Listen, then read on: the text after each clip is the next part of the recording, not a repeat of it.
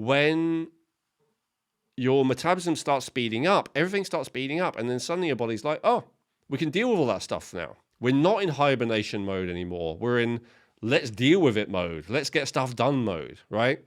And so when the body's in let's get stuff done mode, it's not necessarily all about you being productive and making more money and getting the house cleaner or whatever. It's about it doing its processes better and quicker and more.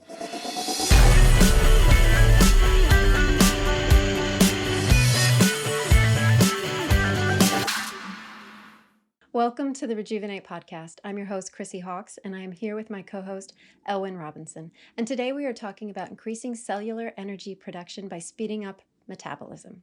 So Elwin, tell me today, why this topic? This is in a way one of the most important things that we could talk about in the area of health, possibly the most important, but there's always a bunch of contenders for that.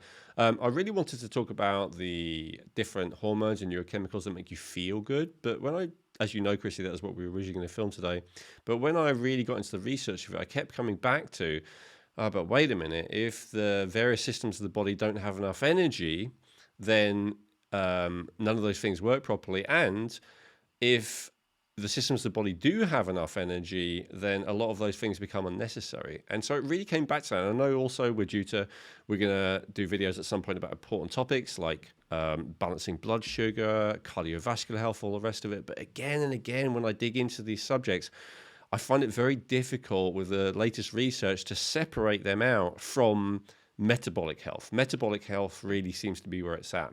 And if we think about, when we're young, and I realize that these days, this cliche is becoming less and less universally true. Like there's a lot of even, kids these days, teenagers, people in their early 20s who are very sickly, who've never known health.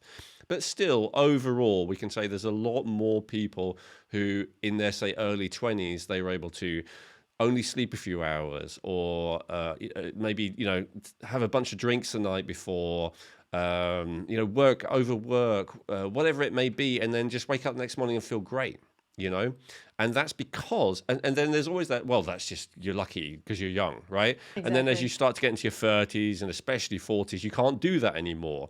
And then suddenly all the things that you were able to deal with before, you're not able to deal with. And there's always that thing about, well, you just got to accept it, you're getting old.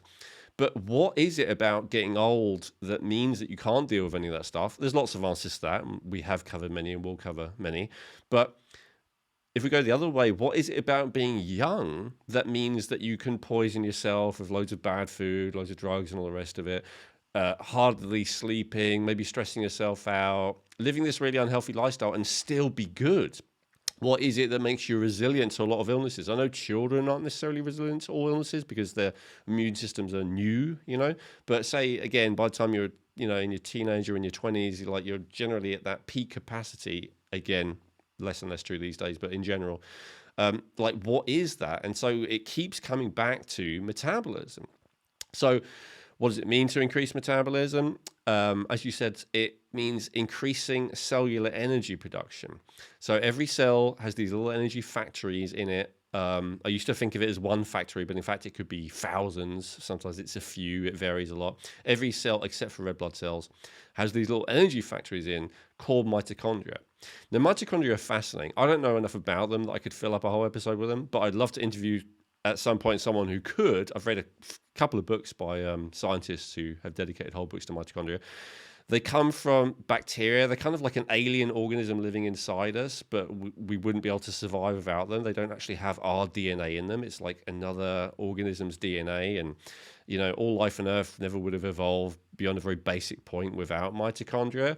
And so there are these magic little things inside of every cell that converts matter, stuff, especially oxygen, glucose, other things, into ATP, which is then energy, which is heat, movement, electricity, action, and conversions, right? A lot of the human, in fact, every animal biochemistry is converting one thing to another, all of these processes, converting this into this and this. All the energy that's required for all that is done by these mitochondria.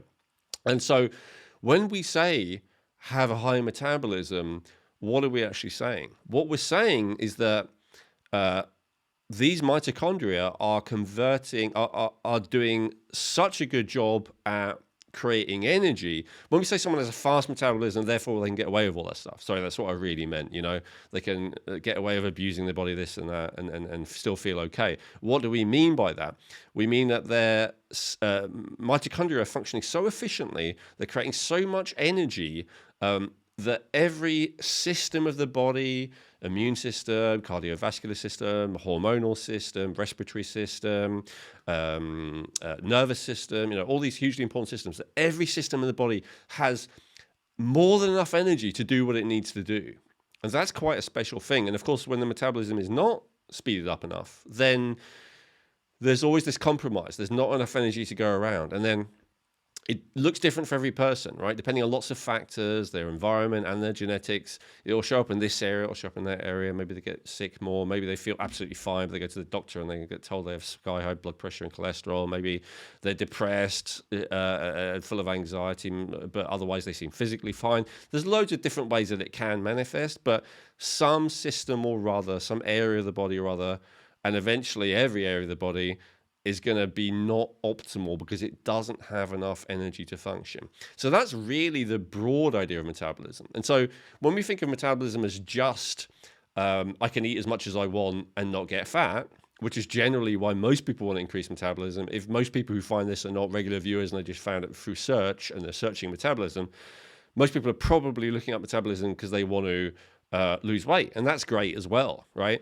And I would say that, being overweight is not always, but very often simply a side effect or a symptom of a lack of speed of metabolism, and it's not necessarily going to happen. Some people can have very bad metabolism and be really thin and underweight, like I was, for different reasons, which we talked about before, generally because the digestive system isn't working well enough to actually absorb calories or hold on to them or whatever. It's complicated. But something will go wrong, and very often people looking at metabolism are because they want to lose weight, which is great, but there's so much more to metabolism. That's what I really want to explain. And so I want to explain, all the different things it's related to, what speeds it up, what slows it down, what causes the problems, and what we can do. Beautiful, Elwin. Which brings me to one question I'd like some, definition and distinction here is because you talked about mitochondria, or you made it sounds very sci-fi, but the distinction between or what their relationship is between metabolism and mitochondria. Well, absolutely. So metabolism is just basically rate of energy production. We could put it that way. And mitochondria is the thing that produces the energy. Does that make sense? Yeah, that makes absolute sense. So what is or who are within our system in our body what's responsible for metabolism and for mitochondrial function? There's a lot of different factors that we're going to go over, but Okay, the good. primary one we already covered in a previous episode, and it's partly also why I wanted to do this now, just expand on it. And the primary thing is the thyroid gland. So the number one thing that pushes the accelerator on the metabolism, or in turn pushes the brake, is the thyroid gland, and levels of a thyroid hormone, specifically more than anything else, T3, which is a type of thyroid hormone, the active type of thyroid hormone. And it's not necessarily how much is in your blood, although that's certainly a good starting point if you're trying to investigate, what's going on in your metabolism. It's how much of that T3 is getting inside the cell to give that signal to the mitochondria to produce more energy. So yeah, the thyroid gland is the master regulator, and that's why of metabolism. And that's why I think, in terms of things that are maybe not taken too seriously these days, but in terms of like the ancient wisdom of, the Taoist system and in Ayurveda, they would talk about the thyroid as being like the key to health, the key to being powerful. They would even say, that these masters and gurus who had optimized their thyroid, they could literally, drink poison, drink arsenic, drink strychnine or whatever, and be absolutely fine. Your Rasputin kind of incidents, like if that's true, if that's possible, which I don't know, but if it is, then it is possible only for someone who has exceptionally healthy thyroid and maybe even control of their thyroid, like they can speed their metabolism up at will. But again, that's outside. I can't do that. I can't teach anyone else how to do that. That's outside our the remit of what I can train you with. All I want to help you to do is get your metabolism to a good level where you're able to deal with stuff better and have a better quality of life. Beautiful, thank you. So within this area, let's say I know we talked a lot about the thyroid in a previous episode, and because it seems that they are with the mitochondrial function and the thyroid that they interplay, that without the good mitochondrial function. Without that, then the thyroid won't function optimally, correct? So is it one of those areas of if we have a thyroid issue, does that also mean we have mitochondrial dysfunction, or are they together? Are they separate? Could you have one without the other? They're not necessarily dysfunctional. They're just not getting the signal to create energy quicker. Now, eventually you can have mitochondrial function. Absolutely. Well, not just can, you will. Just like eventually you have everything dysfunction when the metabolism is too slow. But initially it's just that thyroid is providing the signal to increase energy production to the mitochondria. And so if there's a lack of an optimal level of thyroid hormone, then there just isn't that signal getting through. Now, of course, over time, with that signal not getting through, everything doesn't have enough energy to do what it needs to do. And it's assumed that includes the mitochondria. I say it's assumed. Mitochondria is kind of an area of ongoing research at the moment in science. It's interesting. The more I learn and understand about human biochemistry, the more I realize that this kind of air of confidence that a lot of scientific and medical authorities have about that they already have all the answers about the way that everything works is premature, we could just say. Like, and I guess it's common, right? Like throughout the ages, there've been the priest class, the authorities who already know everything, how it works, and don't want to hear anything else. The whole thing about science is that science is supposed to be all about facts and evidence and experimentation and having hypotheses, having ideas, and then trying to disprove them and all that. So science should be more immune to that authoritative because we say so thing, but unfortunately it's not. So there's a lot of good scientific research going on because science is open to experimentation and exploration as to how things really work. But we still have to kind of fight against the tide of all the people who've already decided this is how it works. I think it was Richard Feinstein, the physicist, who said science progresses one casket at a time, something like that. So basically, like the previous generation of scientists has to die to make way for new scientists who have new ideas.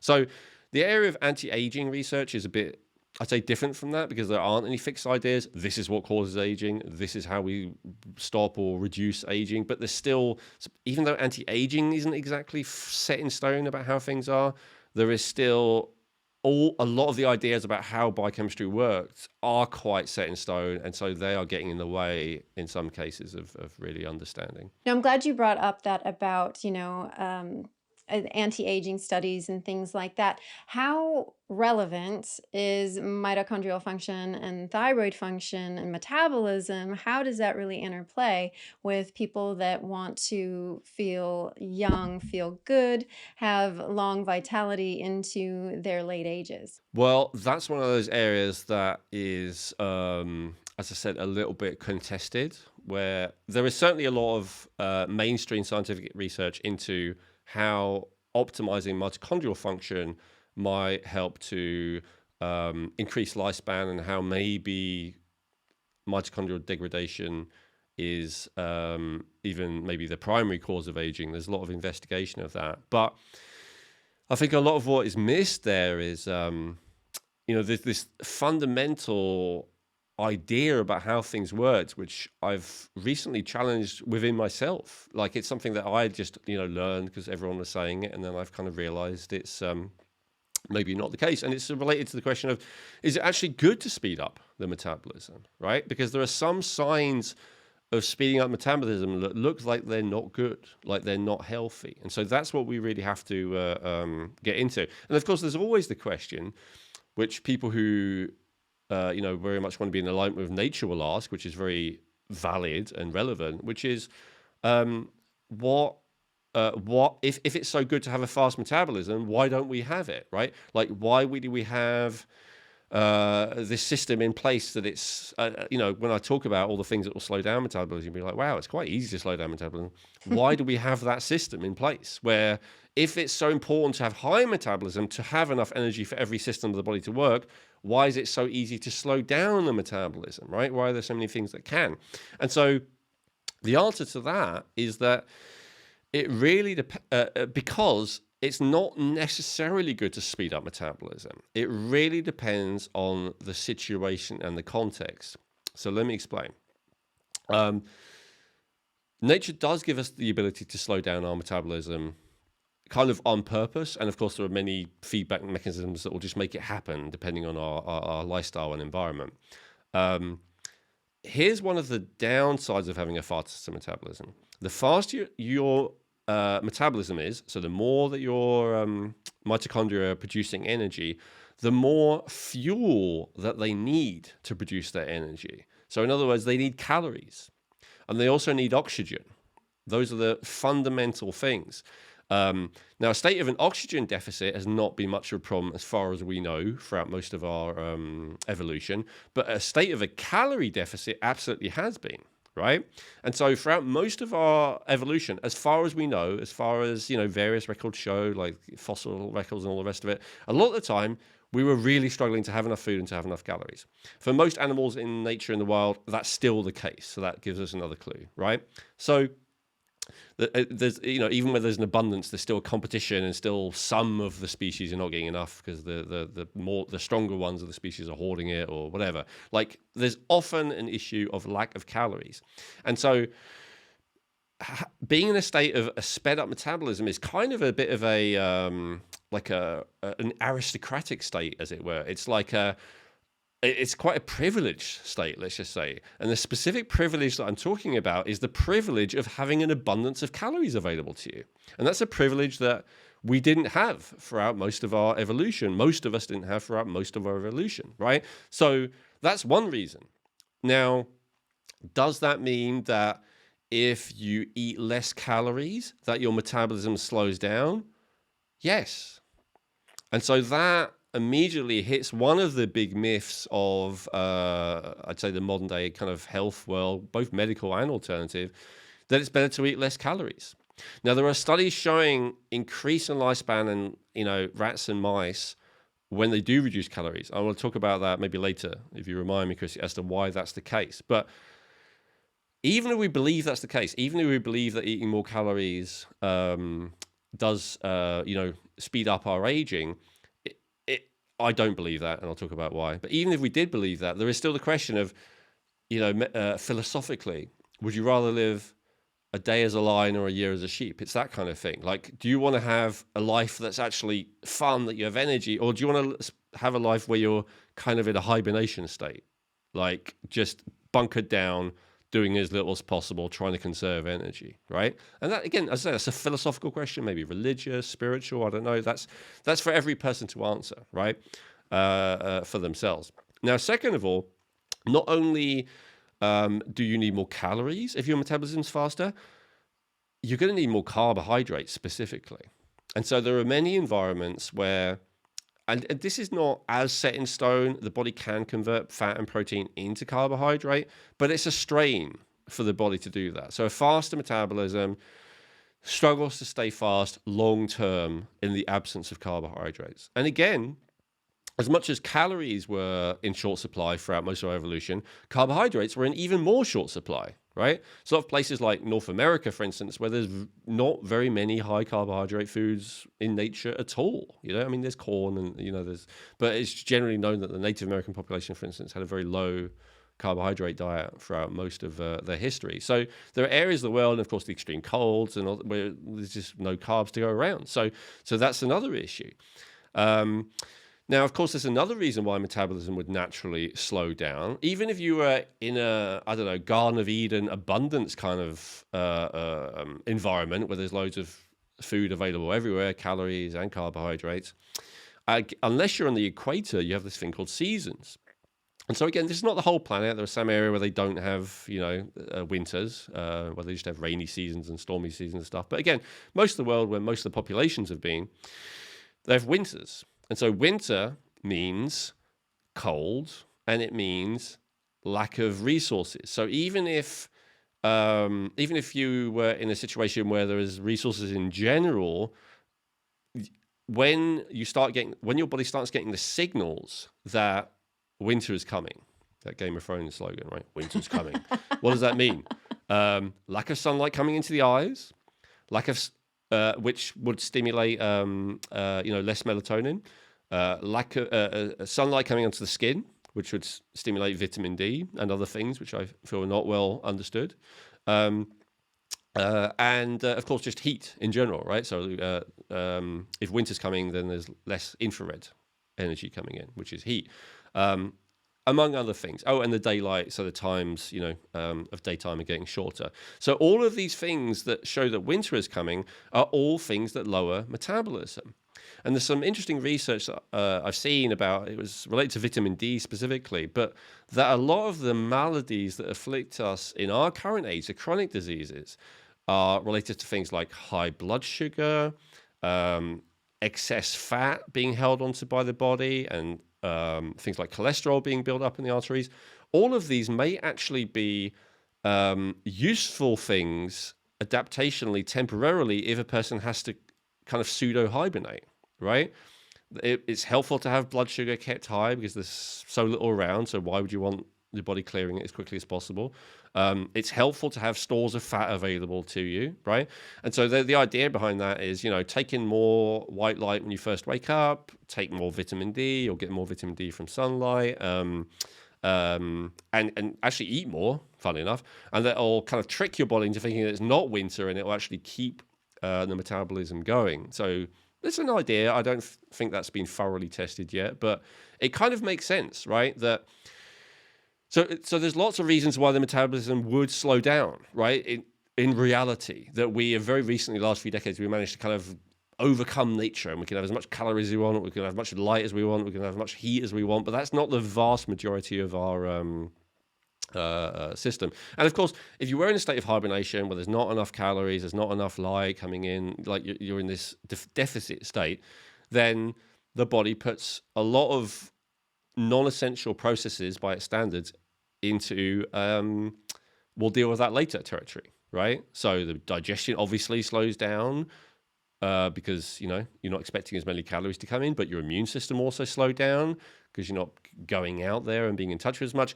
Any diseases, not acute, chronic diseases. A lot of people have chronic infections in various places, like we talked about. Those get ignored. We'll deal with that later when the summertime's back, when hibernation's over. Hormonal health, right? Well, testosterone will go down, progesterone will go down. You don't need testosterone and you don't need sex hormones if you're hibernating, right? So there's a lot of valid reasons why the metabolism would be slow. So there's that, and then there's the question of, okay, let's say we get that, but we can now optimize to kind of be in a state of summer 365 days a year, right? We can have as much light as we want, as much heat as we want, as much calories as we want, enough protein, enough carbohydrates. Great. Now there is the psychological or maybe false scientific reasoning block, which is this idea that because a couple of things happen when your metabolism speeds up, some of which are alarming to someone who's had a low metabolism for a long, long time, or maybe all their lives. One of the things that happens when you speed your metabolism up is that your heart rate will go up.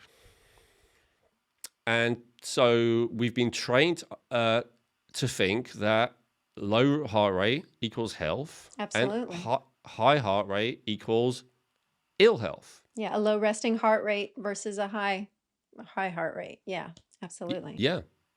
Now, with all the things I'm about to say, I think there's three of them. There are exceptions where, like, it's complicated. So I'll say the three first, and then we can debate them. Okay. So that's one. So your heart rate can go up. Number two, you'll get warmer. Now that's generally the thing that is the least thought of as bad. But even that, if you're used to being cold and then suddenly you feel warm, you're like, have you got a fever? Is there something going on? It's like suddenly you've got to adjust how you dress, how your thermostat. And maybe if you've optimized your metabolism, but your family hasn't, they're going to be constantly turning the heating up, and you're going to be constantly turning the heating down. It's like it's something to get used to again. And then the last one is that you need to eat more. Now, to most people, that's not a negative, but there's a few cases where it is. First of all, if you are actually poor, right? That you can't afford calories. Pretty rare these days, but certainly parts of the world that's still the case. Second of all, if your digestion is not that great yet, maybe you've had a slow metabolism for a long time, and now your metabolism's coming online because you're kind of cheating with some of the things that I'm going to be talking about, but your digestion's still not great. Your digestion might really struggle to keep up with the amount of calories that you want to eat. This is something that often happens to bodybuilders, who are one of the subset of people who are all, very aware of probably everything I'm saying more when it comes to speeding up metabolism. It's something that they try and do. And then, they often struggle to eat enough. Their metabolism is going so quickly that, that's a challenge. So those are the three challenges. And then, of course, some people, they're just caught on the hop, right? Like it used to be I could go 6 to 8 hours without eating. Now it's, 4 or 5. If your metabolism really gets going, it's maybe 2 or 3 hours. I don't want my metabolism to go that quick. I don't want to be eating that often. And that sounds crazy. Most people love eating, but it's kind of it's inconvenient to have to eat so frequently. Yes. Yeah, it does. And then there is this is another thing that bodybuilders have found over decades, that there's a certain kind of tipping point where, not that metabolism can go too fast, because I'll explain that in a minute, but if you're eating too often, you don't give your body a chance to detoxify. Your body's too much in a state called mTOR, which is kind of an anabolic state, not enough in AMPK kind of state, which is where your body is breaking down, recycling cells and stuff like that. So I'm not a fan of eating every 2 to 3 hours.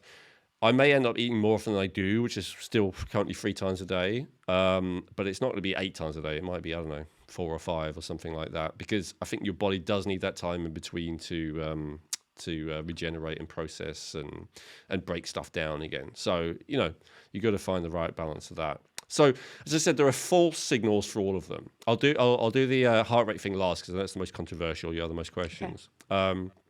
The heat one. So the way that works is really interesting. So basically, the mitochondria kind of have a like a circuit breaker, like a safety thing, because there is actually such a thing as too much energy. Most of us do not experience it ever, but there is such a thing as my mitochondria have created more than enough ATP, or there would be, but there isn't, because once they create a certain amount of energy, they switch, they do something called decouple, and then the extra energy production goes to heat instead. So this is why you get warmer. In fact, you can get, even a little bit too warm, although our ideas about what too warm is are wrong. But you can even get a little bit too warm if your metabolism is fast enough, because it's like, okay, energy needs maxed out, push it into heat production. And so like the ideal metabolic state is where you're a bit in that. Like you've got 100% of energy production, so as high as it could be, and it's actually a bit higher, so you're producing a bit of extra heat as well. And so, we'll talk about measuring later. But so that's the first one. Now, can you get a false positive for that? Can you think, I'm hot all the time, my metabolism must be fast? Yeah, it can be false. So obviously having a infection can raise your body's temperature. It's not really true to say that it's that your metabolism isn't raised. Your metabolism still is raised, but it's raised temporarily because your body is in an emergency state because it's trying to fight something. Yeah, so it's it doesn't having to mean deal that, with something. Yeah, so it doesn't mean your metabolism is actually optimal. It means it's temporarily looks as if it's optimal because it's in a kind of emergency state. Now, the other exception is pretty much the same. It's stress. You can be in a state of high stress, and it can look as if you have an optimal metabolism, and you don't. It's just you're in a state of high stress. One of the easiest ways to be able to tell that distinction is to see what happens when you eat. So when you eat, it tends to turn on more the turn off the sympathetic system. Let's say that, as we know, there's 3 aspects to the nervous system that we talked about in the stress episode, but it'll turn off that emergency fight or flight response when you eat to some degree, and so it will cool you down. If you get cooler just after you've eaten, you're running on stress, and that's what's making you warm.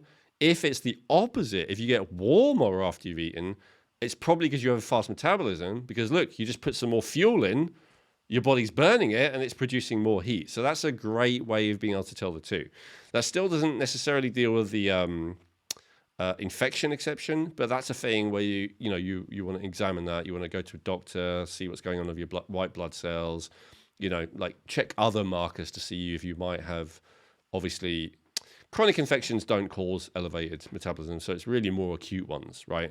Are you running a fever? Do you have a cold? But chronic infections can produce localized high body temperature. So for instance, if you have a sinus kind of mouth throat infection thing, you could have that for months and months and months, like just low level lingering, and it can increase the temperature of that area, but it won't increase the overall metabolism of the body. So then if you take the metabolism, say, under your arm instead, then it won't have that raised temperature. And then the heart rate. Yeah, let's talk about that. Well, I mean, for example, like when I was an athlete at college, university, my resting heart rate was at 40. Now I'm a little bit older, and it's just inching up. So yeah, let's delve into that one. Okay.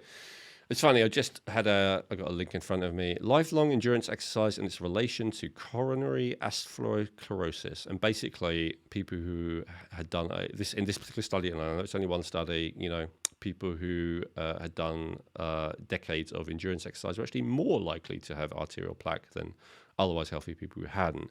Just one example. I know you can always, not always, but you can often pick studies to support both sides of an argument.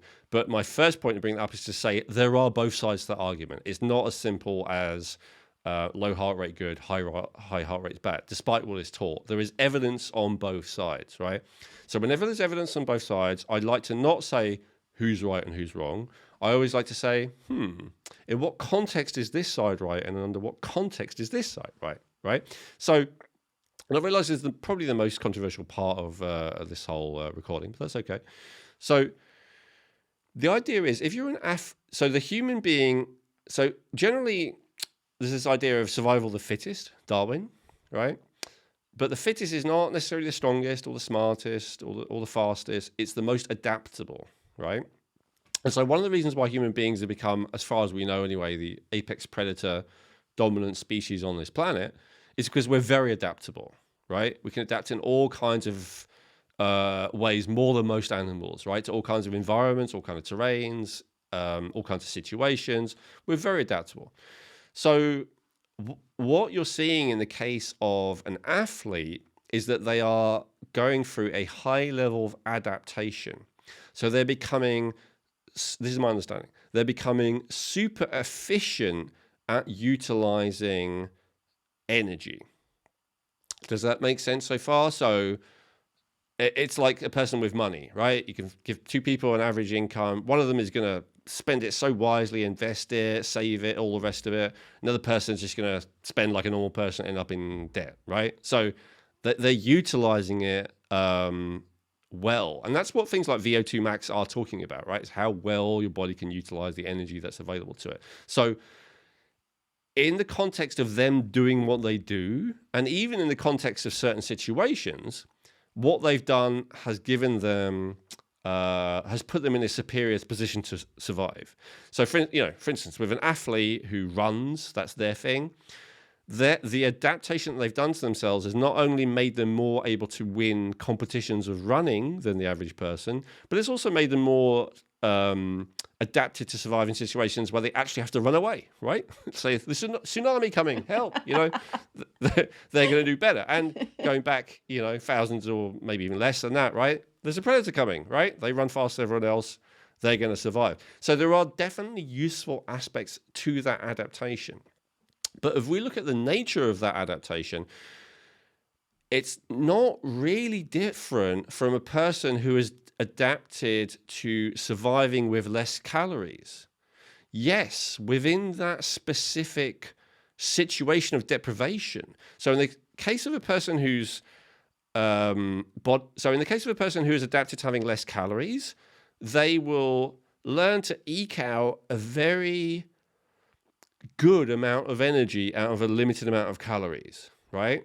And in contrast, if we look at a person who with a fast metabolism who eats abundance of calories, it's like they're way less efficient.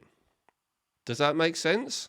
So the person with a high metabolism, high calorie intake, they're less efficient with that calorie than the person who is adapted to fasting and starving. But are they in a worse position than the person who's adapted to fasting and starving? And so the argument to this would actually be no, because the person who's adapted to fasting and starving, they're in a great position to survive if there's lack of calories. They've definitely adapted themselves well to that, but they've also, and they're generally doing well given that they've got, but their temperature will tend to be, 96 or something, 97 rather than 98.5, which is optimal. All of the systems of their body have got used to making do with less energy. And they do very well considering they've got less energy, but they still got less energy. Now, if you look at the athlete, what they are fundamentally doing is similar. They are adapting themselves to a low oxygen state, right?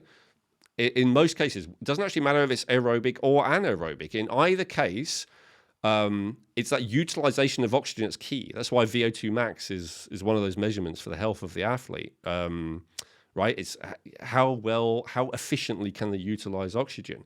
So the theory goes, I'm not saying I'm definitely 100% sure this is right, but this is what's making sense to me right now, is that just as the person who's used to fasting and starving is more efficient with calories and therefore in a better position in that context, but overall is having to have less energy. So the athlete is used to fasting of oxygen during this training that they're doing, often overtraining, right? Athletes, many hours a day, which is considered overtraining by most metrics for normal people who aren't trying to win competitions. And so, the reason why they have the low heart rate is because they're super adapted to that lack, but that is not an optimal situation. That's the idea. And it does make sense to me. It makes sense to me. I'm not an athlete, but it makes sense to me in terms of the calorie aspect, that it's the same basic thing that, and I've seen it that when a person limits their calories, either through an effort of sheer willpower or these days often because they're cheating with something like semaglutide that we talked about before, Ozempic, their body quickly adapts to having way less calories and they will probably lose weight as well. But every system in the body starts to struggle because they're not having enough energy, because they're not having enough calories, right? So I feel it's simple. I feel it's similar. I think it makes sense. Thank you, Elwin. Those analogies really help me understand it's in that context and it's in that framing. So that fasting and somebody's getting very, very efficient with the calories, and with the athlete, they're getting very efficient with the oxygen. I never quite saw it in that way. So thank you. Can you just kind of touch on, obviously fasting is helpful and being an athlete and doing sports is also helpful. Can you just clarify the points in, health-wise of how those things can also relate to metabolism health and mitochondrial health as well? Well, let me address the heart rate thing first, because that's what we started with, right? So, as we said, an athlete or someone who's training a lot, they might have 40 BPM. Well, here's the thing. First of all, if you have an average 40 BPM heart rate and you go to the doctor and say, "Aren't I healthy?" They're going to go, "Are you an athlete?" And if you say yes, they're going to say, "Really?" Because most of the time, having 40 BPM, even by their standards, is not healthy. It's not a good thing, right? But somehow, magically, if you're an athlete, then it's good. And that's because of the reason I said, right? It's good in a way. Like, you're very adapted to, not just living with, but thriving within a deficit. So, it's a positive thing. So I guess the point is, there are all these ways we can adapt. We can adapt to hibernate and shut down, which we call the dorsal vagal state is another way of looking at that in the stress episode. We can adapt to having a real scarcity of calories. We can adapt to having a real scarcity of oxygen, all for very valid specific purposes, specific situations. But ultimately, all of these things are not allowing our metabolism to be at a level which allows our mitochondria to produce the energy we need. There is absolutely evidence in the case of the athletes that their thyroid function goes down as a result of what they would call overtraining. But overtraining is actually normal level of training for someone who's in competition. There's absolutely evidence that their immune system goes down as a result of this. As I said, there's plenty of studies, and I know you can find studies with both sides, but there's plenty of studies showing they're actually less healthy over time for a lot of these different things. There's all this stuff recently due to that we can't talk about, that all these athletes are just dropping dead, right? And people are like, athletes dropping dead? This is crazy. It must be that. But what we don't realize is that it's not actually that crazy, young athletes dropping dead. I'm not saying it isn't but I'm saying actually it's been going on for a long time. Like, you do get more out of the young people who collapse and drop dead. It is more athletes than average people who are not athletes, despite how unhealthy average people are. Now, you could say, okay, a lot of time it's heat stroke, it's electrolyte depletion, it's overtraining, it's exhaustion. There's generally a reason.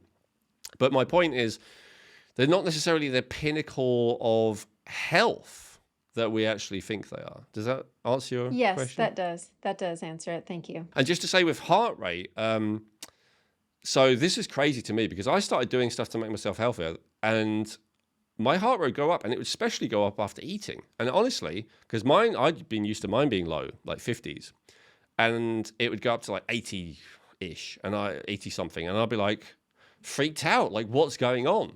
And then I'd go into an anxiety cycle about it. This is more, my more hypochondriac times a couple of years ago when everything was going wrong, when I first found out about the lead poisoning and all the rest of it. And I was like, oh my God. And then eventually I just realized, oh, that's just my metabolism speeding up. There's nothing wrong with that. Now, there are exceptions. Your heart rate can absolutely be high, not because your metabolism is good, but because of your stress chemicals, right? And so this is where I think there is the very accurate association between high heart rate and ill health. So your heart rate can go high because your stress chemicals are high.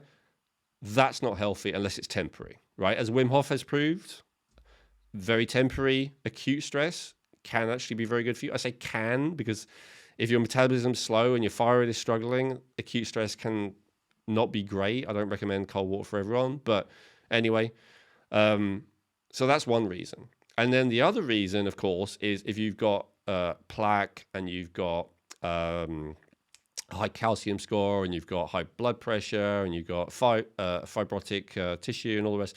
Basically, if the blood is struggling to get through, then that can also artificially raise your heart rate. So that's really just a stress response again, but that's like a chronic stress response in response to you being clogged up in essence. And that's also not good. So you can have false positives when it comes, and I think that's also why justifiably high heart rate is associated with ill health, because it often is people with cardiovascular partial blockages and people who are running on, very high levels of stress.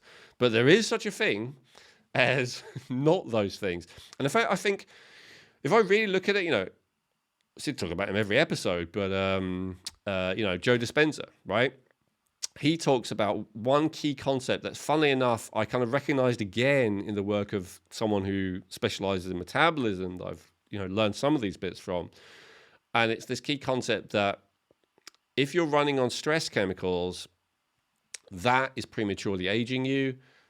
That is also causing your whole worldview to basically shut down. He talks about there's this multi-dimensional self, and once your body's in a state of, oh my God, I might die, all of that shuts down. And then you become very aware of the physical world. You become very trapped in the physical world. You get very trapped in the what they call 3D reality. It's not easy to go, okay, let me go inwards, let me visualize what I really want, let me be really clear in it, and then let me open my eyes and approach the world from a calm perspective and make that happen. It's all about, keep that away, keep this away, fight this, fight that, hide from this, hide from that, right? And when we're in that state of fighting and running and hiding, we are not able to have a high quality of life, and we're not able to create a life that's really worth living. And if all that sounds too spiritual for you, if you're more religious, we're not able to have a very good connection with God. We're not very able to go to God or whatever we want to call it and say, how may I best serve you? How may I best be in alignment with you? How may I fulfill my my dharma, my purpose, whatever it might be. Like, we can't do any of that if we're struggling to survive. Now, here's the thing. If your metabolism is low, you may be well adapted to it. Yes, there are spiritual people who, extensively fasted. Yes, there are, spiritual people who are intensively trained. So you might be very adapted to that low metabolism state, and anything's possible. But all in all, on average, it is harder to see beyond everyday survival. And the other thing about being in a highly stressed state is it's very easy to feel like a victim. It's much more difficult to be open-hearted. It's much more difficult to care about others. And again, I know there's loads of exceptions, right? There are loads of stories that have inspired you, Krissy, and me, of people who, despite being in horrific circumstances, still cared about others, still were interested in contribution, all the rest of it.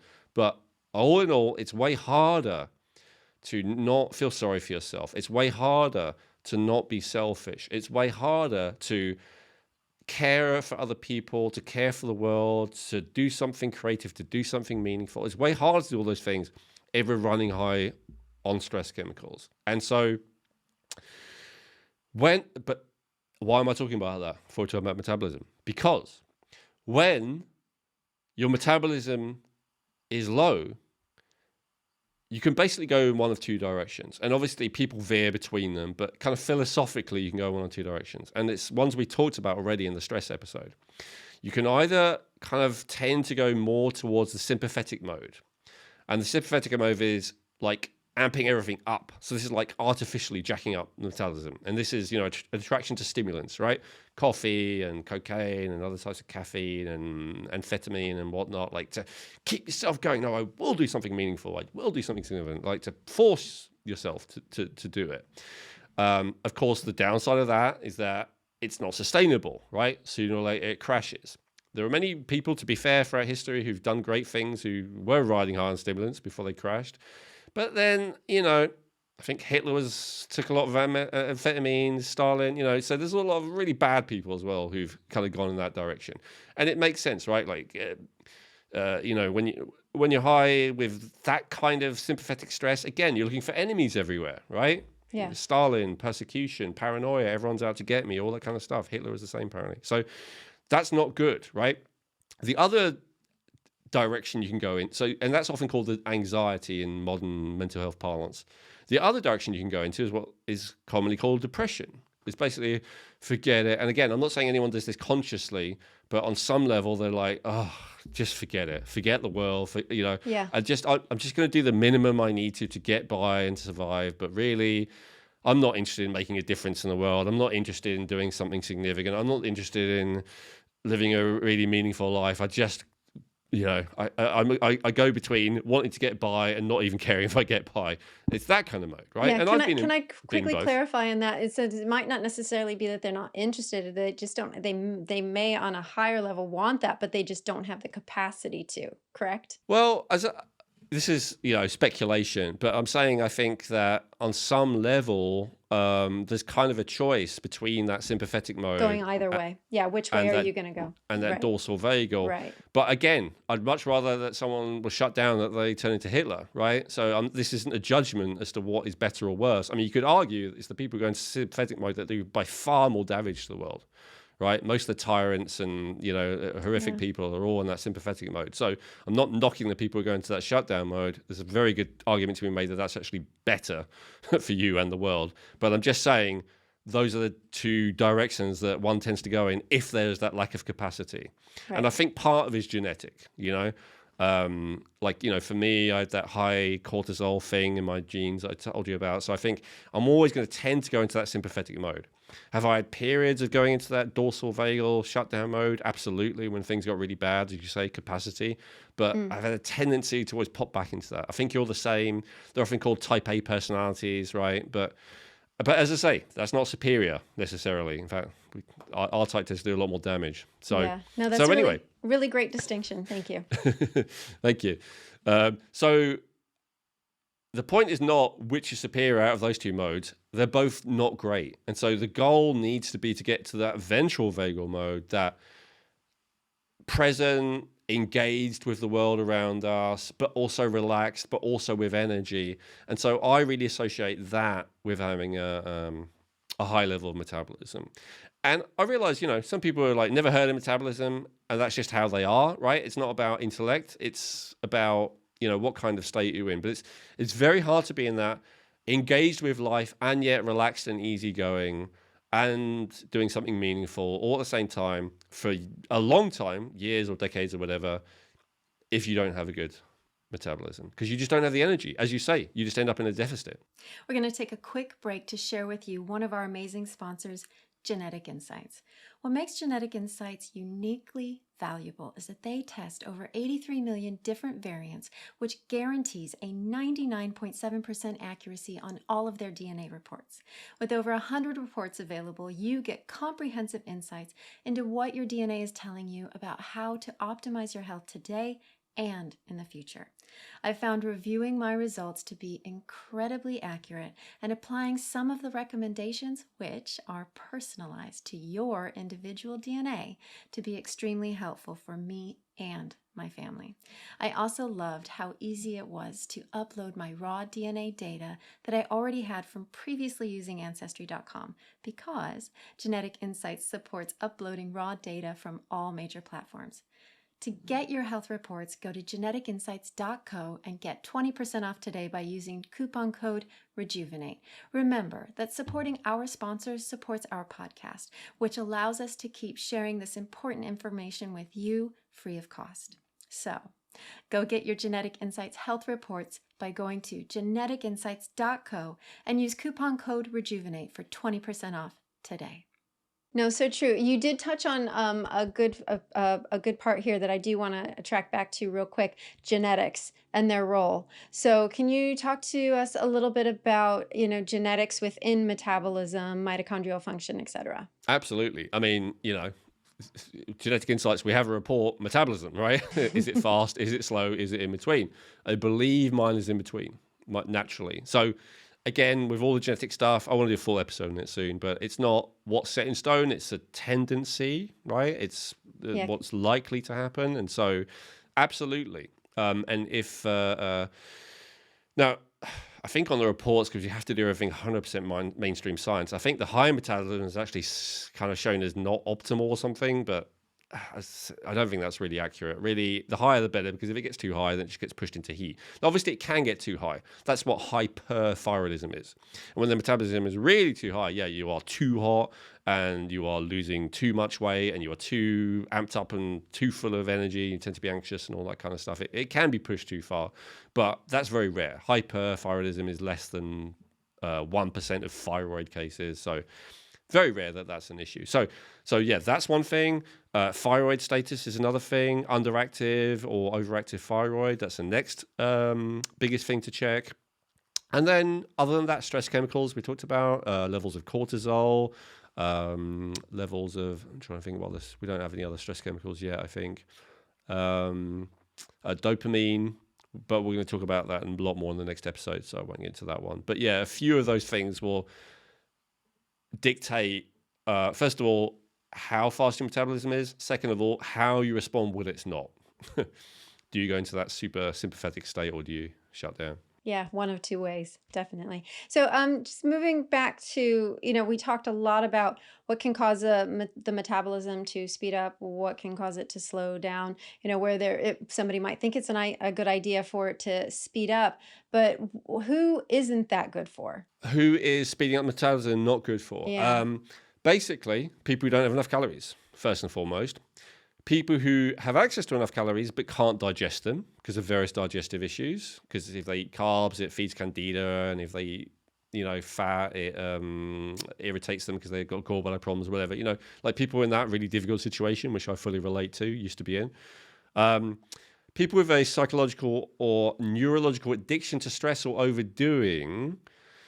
I say that because there's kind of two things going on that dictate the whole stress thing. I would say the primary one is the one I just said, which is your metabolism level, right? If your metabolism's high, you will tend to calm down and you will tend to relax and you'll tend to still have an abundance of energy. However, there is such a thing as neuronal pathways, right? Most commonly called habits. And when you're in a habit of for 30, 40, 50, 60 years, being in a panic mode, being in overwhelm, being in stress, being in a got to get it done.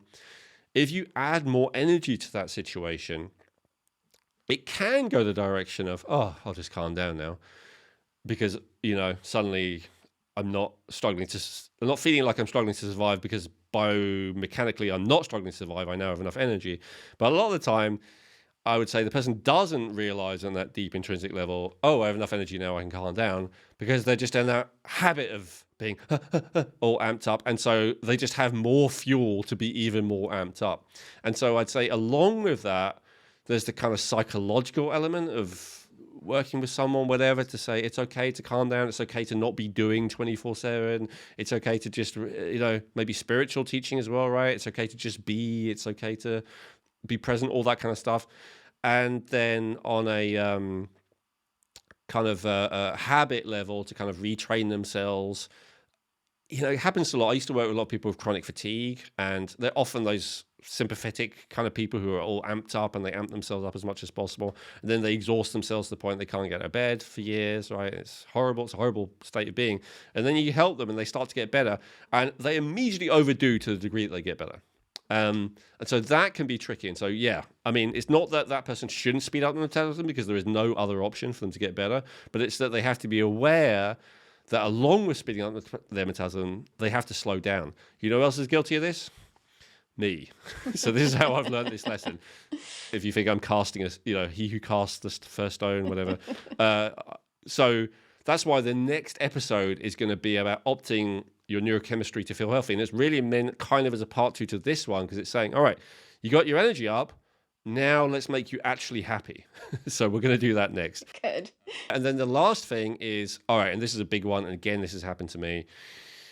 If you have chronic underlying infections or if you have levels of toxins in storage, and they tend to get stored in the fat cells of the body, and I'll be controversial here to some people, get stored in the liver as well, some of them, then when your metabolism starts speeding up, everything starts speeding up, and then suddenly your body's like, oh, we can deal with all that stuff now. We're not in hibernation mode anymore. We're in let's deal with it mode. Let's get stuff done mode, right? And so when the body's in let's get stuff done mode, it's not necessarily all about you being productive and making more money and getting the house cleaner or whatever. It's about it doing its processes better and quicker and more. And so it's very often the case that a person feels unwell. They start detoxifying something that's been stuck in storage. And so that has to be managed carefully as well. If you know you've got a big toxic burn of mercury because you have fillings or something like that, and it's affected you, it could start affecting you more. And if you know you've got some kind of chronic infection in your sinuses and your ears and your urinary tract that, keeps reoccurring, then that may well come back. It happened to me as soon as I started upping my metabolism by taking Thyroid for the first time, T3. This chronic sinus issues that I had for a long time started coming back and got worse. But it was temporary. And then it went away and then it actually felt better than before. But still, first time I started taking it, I actually stopped taking it because I was like, oh my God, I'm getting ill. I'm not going to be able to tell like what I'm feeling is ill and what I'm feeling is the medication, right? And then then I stopped, it went away, I did it again, it came back, I was like, oh, this is just part of the process. And then I looked into it, and yeah, sure enough, of course, when you speed up your metabolism, it starts dealing with this backlog of problems. So that is the other thing. It makes sense that, as the metabolism speeds down, as you've mentioned and said during our time together so far, it's like, the body is very intelligent and will shut down certain processes that it doesn't have the energy for. So, as you just said, as you begin to speed it up, it's like, oh, hey, we get to do that thing we couldn't do before. So, woohoo. Yep. And you're like, no, I finally wanted to feel better. Absolutely. So we did talk about too how the body naturally shuts, the metabolism shuts down naturally when we are experiencing seasons and winters and things like that. What are some other things that may cause the metabolism to slow down that aren't in our best health interests? So anything that slows down the thyroid, and I'll get into what that is when we go to practical stuff next. But not eating enough. I know that's, oh my God, so counter to what everyone says. But Fasting, this is one of the issues I have with, semaglutide and all the rest of it. Oh, this is one of the ways you can tell as well, by the way, if your if you seem to have a high metabolism, is it genuine or not?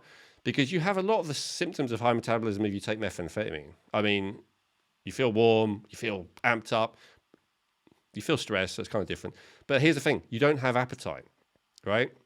So when you are when your metabolism is high, you have a strong appetite. You want to eat, right? So that's one of the other ways to tell if you have a high metabolism versus if you're just stressed. So anyway, not eating enough will slow down the thyroid, it will make it underactive, and it will slow down the metabolism. This is the primary reason why people who diet lose weight, maybe, but not as much as they want, because their body just gets more efficient at using calories that they are taking in, like we talked about earlier, right? You're used to eating, 2,500 calories a day, and you're slowly gaining weight over the years. You suddenly go down to 1,500, but you don't lose 1,000 calories a day. You lose maybe 100 or nothing because your body just got way more efficient at dealing with them, utilizing them. And then you start eating calories again, and your body's so efficient at utilizing the ones that you have, suddenly you got an extra 1,000 that can be stored right as fat, right? So this is the primary reason why 97% of people who diet do not keep it off. That's my understanding. In fact, often gain weight. So not eating enough will absolutely slow down your metabolism. Be very careful about it. Is fasting always wrong? No. Is it appropriate for detoxification purposes, for spiritual purposes, for religious purposes, for anti-aging purposes? Maybe even yes, but do not kid yourself about the effect it's having on your body. It's slowing down your metabolism. Not eating often enough too, right? I know some people who eat like 2,000 calories, but all in one meal at the end of the day. That's not cutting it. That means you're running on stress the rest of the day, and it means that your metabolism is slowed down. So we talked about often, right? I don't think 8 times a day is great. It's great for your metabolism, though, to be honest. It's just not good for your detoxification system. I'd say 3 or 4 at least. Not moving enough, right? We'll talk about more why in a second when we get to practical stuff, but we're not meant to be sedentary. You've heard that from a million people. Everyone says that. But here's one of the reasons why. Being in a not moving state means you're in a, what kind of state that we keep talking about? Hibernation, right? When it's summertime, when there's enough calories around, when there's enough light around, you move. The only reason you would not move is because it's too cold and you're huddling, right? Evolutionarily. So not moving equals slow metabolism. Prolonged exposure to stress will absolutely do it. For the reason that you said, sometimes when people are in that shutdown state, it is not a choice on any level, and it's just because they are absolutely have no other options, right? They've burned through all their metabolism energy, then they burn through all their reserve energy by running in a sympathetic state, and eventually they're just shut down and exhausted. And so that is adrenal fatigue, that's often referred to. Kind of a term that is made fun of in the medical community because it's not real. It's not really adrenals that are fatigued. It's actually your thyroid and your metabolism. So there we go. They're technically correct, although it is a real phenomenon in terms of you feel that way. Any messages that winter is coming, right? So low vitamin D, low prolonged cold temperatures. If it's short, like an acute ice bath or something, that's fine. But if you're consistently cold throughout the day, then that will give your body the signal. Now, if your metabolism's super good, it will just kick out more and more heat to compensate. But still, if it's relentless, and especially if it's accompanied by other things like a lack of calories, it'll tell your body, okay, hibernation time, slow down the metabolism. Less blue light early in the day. There's all that stuff about that these days, right? You don't want blue light before you go to bed, but you do want as much as possible first thing in the morning. And then, lower vitamin D, did I say that? So lower, levels of ultraviolet light hitting your skin, I guess, technically. So all of those will do it. And over-breathing, for reasons that we'll talk about when we get to the practical stuff. Over-breathing meaning hyperventilating or going towards hyperventilating. So, Elwin, can you give us, please, a quick recap on how somebody could test whether they have a high metabolism or a slower or lower metabolism? Absolutely. So I'll do this quick because we've already covered it. Tendency to gain fat, right? That's the stereotypical one.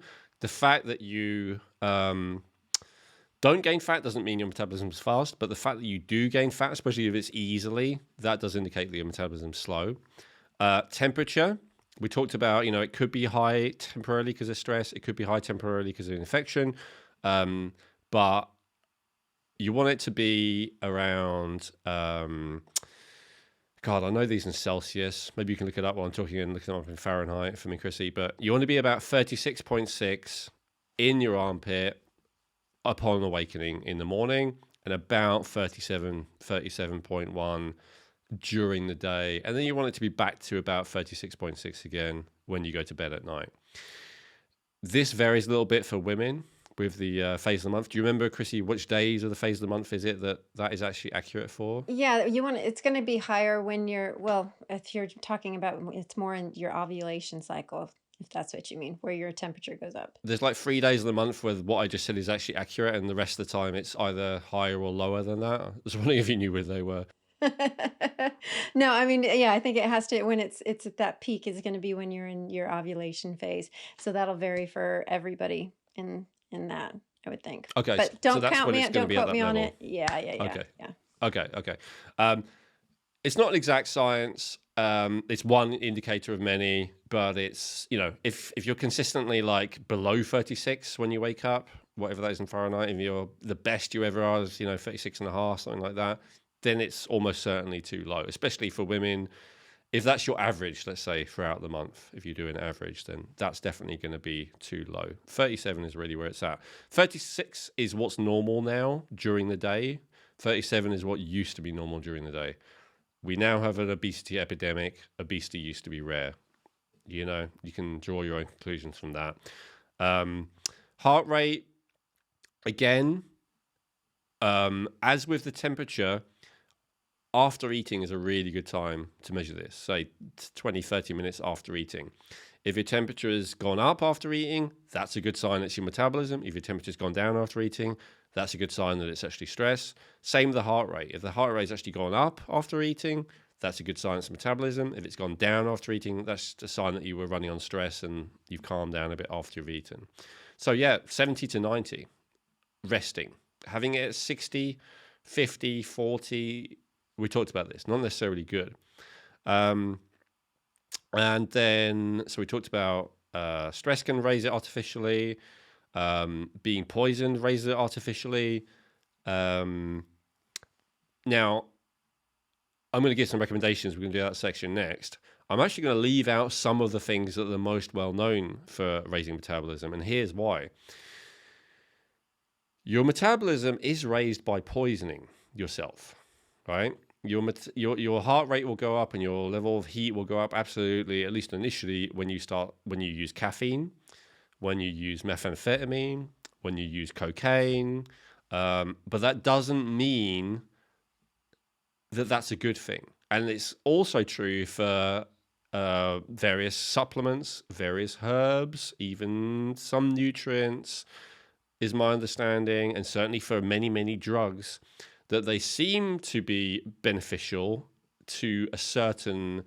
Some people get really into this metabolism thing, which is true, but then they start...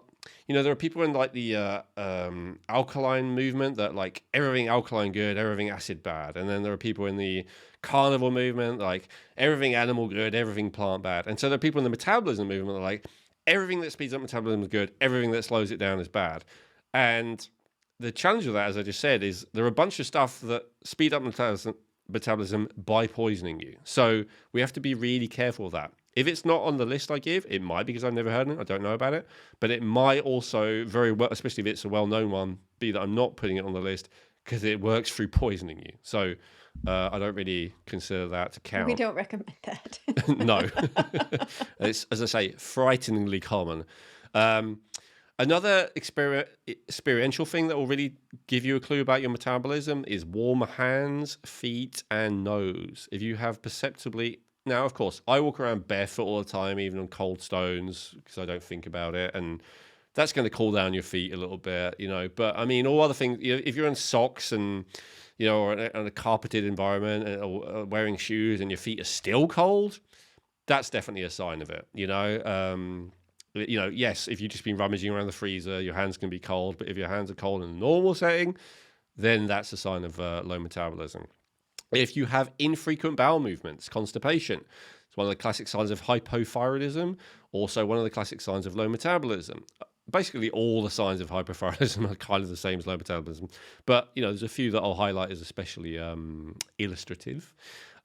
Urination, we didn't talk about that of hypothyroidism. So if you urinate like 10 plus times a day, that's a sign of low metabolism. It should only be once every few hours, 4, 5, 6 times a day, something like that, and not waking up during the night, which is something I still do, I'll be honest, but it's less now than it was as my metabolism is getting better. Hormones, sex hormones, if they're low, that's a classic sign of it.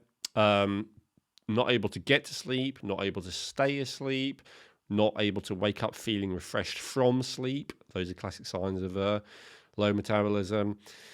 And then, the stuff I talked about earlier. If you don't feel like life is good and like everything's going to be okay deep down, and you haven't recently been through something traumatic, then you probably haven't got good fast metabolism, because it's crazy. But when your metabolism is good, therefore all the systems, especially your nervous system and your hormone systems, work well, and they produce stuff that makes you feel good no matter how difficult life gets. Now, there's limits to that, of course, but way less limits than you'd think. We feel like how we feel is dictated by our external environment. That is so not true. Now, all the personal development gurus teach, you need to have a positive attitude, you need to focus on what you're grateful for, you need to focus on your goals, all that stuff. All that stuff is also true. But the crazy thing is, you don't need to listen to personal development people or spiritual people or anyone when you have high metabolism. You just feel good. This is like the fundamental baseline of how you exist, and you don't feel any addictive desire. You're not addicted to drugs. You're not addicted to uppers to give you energy. You're not addicted to downers to calm you down. You're not addicted to computer games or pornography or shopping or social media or work or gambling or whatever to kind of fill the hole inside, because you just feel good. Again, will you always be super calm when your metabolism's high? No. You might have to unlearn being in that amped up state, and you might need some biochemical support to kind of get used to calming down. But you should at least not feel like, oh, life's a horrible place. Why does nothing good ever happen to me? All of that kind of stuff, right? You may still think it because you've been thinking it for 40 years, but you shouldn't feel it in your body anymore. In your body, you should just be like, I'm good. That's the basic state of having a good metabolism. Beautiful. So I know we're going to touch on the practicals next. So do you want to walk us through those? Yeah. So the number one is thyroid. I will not say it again because I know we're already used up a lot of time, and I already talked about it a lot in the previous episode. But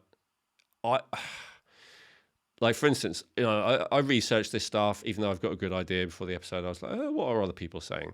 The amount of videos I saw on YouTube of like people, how to increase the mitochondria, how to increase energy, how to increase metabolism, that actually had a fair bit of the stuff that I'm about to say, but they did not have thyroid. The most important thing. You could literally do everything else, which I did. And my thyroid, I was lacking thyroid hormone for whatever reason. I talked about theories as to that, in that thyroid episode as well, which I highly recommend that you listen to. But if you do not optimize thyroid, none of the rest of it might work, probably will work. Like, you have to get that right, because again, the amount of T3 available to your cells is literally like the equivalent of an accelerator or a brake or a gas. What do you guys call it? Like putting your foot down on the pedal, or taking it off, right? It's as simple as that. So you could even give your body, CoQ10 and NMN, all that stuff, all the nutrients that are well known for this purpose. But if you don't have the thyroid, it will do very, very little or possibly nothing. So you got to get on top of that. Now, and then, there's nutrients around that: tyrosine, iodine, selenium, iron, all of that stuff. Again, I'll refer you to that previous one because we've got to get through the other ones. which I think are more important. Now, there's another one that is almost never talked about, although to be fair, I think it's because a lot of people talking about it are, again, in the kind of fitness space, and they kind of take it for granted, and that's CO2. So CO2, or carbon dioxide, is one of the most important nutrients in the body.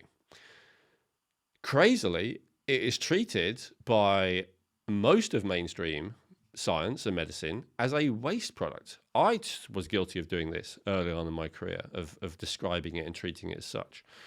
It is not. There is this thing called Bohr's law, Bohrs law, and he discovered in 1904 that in order to get oxygen from your red blood cells, so you breathe oxygen in, it goes into your red blood cells, and then it goes from your red blood cells into every cell of the body, where it can then be used by the mitochondria to create energy.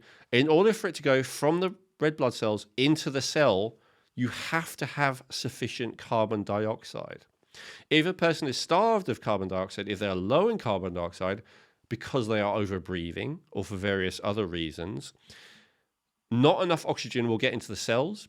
The cells will be in an oxygen depleted state. And this is the crazy thing. Like, if we think, we're low in oxygen, often we'll take a deep breath and breathe more. That will deplete our carbon dioxide even more, which means even less oxygen is getting to the cell. If not enough oxygen is getting to the cell, then the cell has to create energy anaerobically. If the cell has to create, so anaerobic means without oxygen. It's as simple as that. If the cell is creating oxygen anaerobically, it is up to 19 times less efficient with the same unit of glucose or with the same unit of calories. So meaning you get 1 unit of glucose. So most people think as energy is basically be coming from food, right? But if you look at it through the lens I'm about to tell you, you see the vast majority is not food. So you take 1 unit of glucose. If you are converting it using anaerobic pathways, you can get 2 units of ATP. Take the same unit of glucose, and if you convert it using anaerobic pathways with enough oxygen, you can get up to 38 units of ATP from the same unit of glucose. So if you can get 19 times as much energy from the unit of calorie with oxygen than without oxygen, you can almost say the vast majority of the energy doesn't come from the food, it comes from the oxygen. Does that make sense? Or it can do. Yeah, that makes sense. Yeah. And so the thing that determines whether that cell has enough oxygen all the time, some of the time, rarely, most of the time, etc., more than anything else, there's a few things. Iron is also important, which is why anemia is such a big issue, which is why it's one of the only nutrients that doctors test for. So there's a few different reasons why not enough oxygen could be getting in. But the one most important and most ignored is that level of carbon dioxide. So what is the thing that tells you it's time to breathe? Like, Krissy, if I told you to stop breathing now and you decide to listen to me and do it, what would be the thing within you, not the psychologically, but the biological mechanism that would tell you you need to breathe now? Do you know this one? I don't know the answer to that. Okay, have a guess. I'd want to say pressure. So most people would say it's not having enough oxygen, Right? That Yeah. the thing that would tell them to breathe is not having enough oxygen. That's not true. The thing that tells you to breathe if you've held your breath for a while is too much carbon dioxide. Right, because that's building up in the system as you're holding your breath. Exactly. Got it. Why is it building up in the system as you're holding your breath? Because when the body utilizes oxygen to make energy, one of the byproducts is carbon dioxide. So high levels of carbon dioxide in the system are a sign of metabolic health, and they are a positive circle because they help more oxygen get in, right? It's like a positive feedback loop. However, there is such a thing as too much of a good thing. You can have too much CO2, but most people are intolerant of CO2. They cannot tolerate nearly as much as they should be able to. There's a few different factors that reduce our tolerance to CO2. One of them is stress. The more stressed we are, the less we can tolerate CO2. Another one is eating. The more we eat, the less we can tolerate CO2. And another one is movement or exertion. The more we are exerting ourselves, the less we can tolerate CO2. Now, CO2 is a bit of another thing where we can adapt to having higher and higher levels of it, or lower and lower levels. And the more we're adapted to higher levels, the better. Why? Because it means that more oxygen is getting into the cell, which is producing more energy, which is producing more CO2. It's that positive feedback loop. If we get into a state of high stress, maybe high levels of binge eating some of the time, then we get into a situation where our tolerance to CO2 goes way down. That's one reason. Another reason, we might start over breathing because someone tells us to. Oh, take a deep breath, breathe deeply, stuff like that. And then we get into a situation where our CO2 is depleted. The more depleted our CO2 is, the more we're in anaerobic mode. The more we're in an anaerobic mode, in other words, not making energy without oxygen, the less tolerance we're going to have for CO2. So it's like a vicious circle in both. It's a vicious circle or a positive circle, depending on which direction we get into. So what raises CO2? What raises CO2? I was going to do this in opposite, but I'll do the most obvious one first. The main thing that raises CO2 is movement, exercise. So this is one of the primary benefits of moving and exercise, which is accurate. The more you move, the more CO2 you generate. This is why this, not the only reason, but I consider the primary reason why there's study after study after study after study, and we have loads of them genetic insights. It's like almost every issue that you have, one of the first recommendations is exercise, because it's just so universally shown to be beneficial. It's not the only reason why exercise is beneficial, but as I say, from my understanding, it's the primary reason because it raises CO2. And also, exercise is not beneficial if you do it once, right? Exercise is beneficial if you do it regularly. Why? Because when you exercise regularly, you regularly increase your CO2 and you develop a greater and greater tolerance for CO2. And that is where an athlete is in a better position, right? They often are able to hold their breath more because they're more efficient with that oxygen. So there's that balance with that, right? You want to be, you want to have that magic in between where you exercise and move enough, and maybe do breath work and other things, which we'll talk about in a second, but you do that enough that you have enough tolerance to CO2 that you can have an optimal level of CO2 to create enough energy aerobically, but you don't want to do it so much that you start slowing down your metabolism, slowing down your immune system, basically too much stress chemicals. If you're overtraining, then you're increasing stress chemicals too much. So that's the magic balance, right? You can have too much CO2, you can have too little. Most people don't have too little. Athletes are that rare example where maybe they actually have too much of a tolerance to it, but the vast majority of us have too little. So there's a whole school around this called Buteyko. So this is based on this Russian doctor who basically discovered that, I'm really going to break this down. Sorry, guys. Buteyko could be a whole episode. So sorry, my Buteyko people. I'm going to really simplify this. But in a nutshell, he noticed, he dealt with a lot of people who were almost dying, and he noticed the closer they were to dying, the less time they could hold their breath for. It's as simple as that. The less tolerance for CO2 they had. And then he worked with a lot of, astronauts and athletes and all the rest of it. And the other end of the scale, people who consider peak physical condition, and he discovered that the more they could hold their breath, the healthier they were, and the further away from death they were. And he basically, if they could hold their breath without any sign of stress for like less than 20 seconds, they're probably already ill. If it's between 20 and 40 seconds, they could get ill easily. If it's between 40 and 60, that was like that sweet spot where they would rarely or if ever get ill. And it's above 60, he would consider that elite. From what I've learned recently, I actually think it's possible to overdo it, and I overdid it for the reasons I've talked about already. Like you can become too efficient at something. But that sweet spot. So if you're able to if you're not stressed, so you're just sitting or lying down, you're not talking, you haven't been talking for a while, you take a breath in, normal breath in, you take a normal breath out, you don't force it out, you just let it go, and then you turn on the stopwatch. That's what I'm talking about. And then the moment you first get an impetus to breathe, then do so, and you measure the time. That's what they would call a control pause. And so again, if it's less than 20 seconds, you got a problem. You're not able to handle CO2 well enough. If it's more than 60 seconds, maybe you're on the opposite end of the scale. Maybe you're a bit too much of an athlete, but whatever. You want it to about 40, 50-ish to be in that sweet spot. So CO2, the main way to raise it is through exercise for most people. Some people like to do the breathing practice, Buteyko breathing. It's been shown to help with all kinds of issues, certainly breathing issues like asthma. There's loads of studies to show that it really could cure asthma. Every time I have someone come to me with asthma, I always tell them Buteyko, it works, it does it. But actually just as exercise, moderate exercise is good for everyone. Doing a bit of Buteyko is good for most people to get them to that level where they can tolerate CO2 better. And then the most, luxurious form of CO2 intake that I've really been getting into recently is bath bombs. So this is where you get in a bath, and you can even just do this if you don't have a bathtub. You can do it with a little foot bath, little tub that you put your feet in, and you basically put in a strong alkaline and a strong acid. And the simple one is some baking soda, about equal amounts of baking soda, and citric acid, both of which are cooking ingredients that you can get in most stores. And basically, it'll start fizzing and bubbling, and it'll smell just like carbonated water, and it'll basically look carbonated. It'll be bubble, bubble, bubble.